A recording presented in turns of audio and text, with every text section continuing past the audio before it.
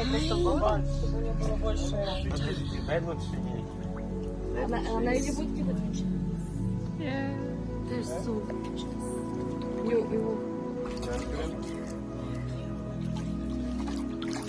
Lunchtime. But they're having my favorite food.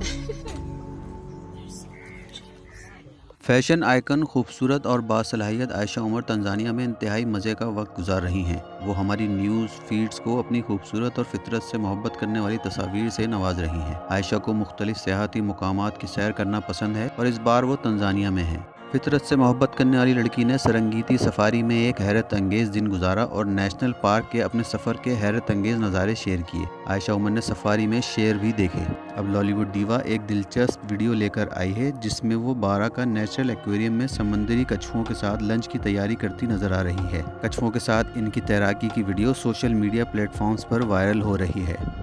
Ayesha को video में कछुओं की तारीफ करते हुए सुना गया, जैसा कि वो कहती हैं वो बहुत खूबसूरत हैं और अंदाज़ा लगाएं कि ये कछुए क्या कर रहे हैं। हाँ, समंदरी सवार।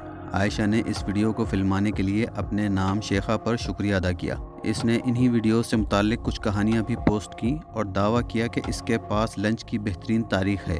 इससे कबल अदाकारा गुरूब आफ्ताब के नाकाबिल यकीन नज़ारे के साथ अपनी हैरत अंगेज़ वीडियो पोस्ट की थी और उसे गुरूब आफ्ताब की माँ के उन्वान से लिखा था।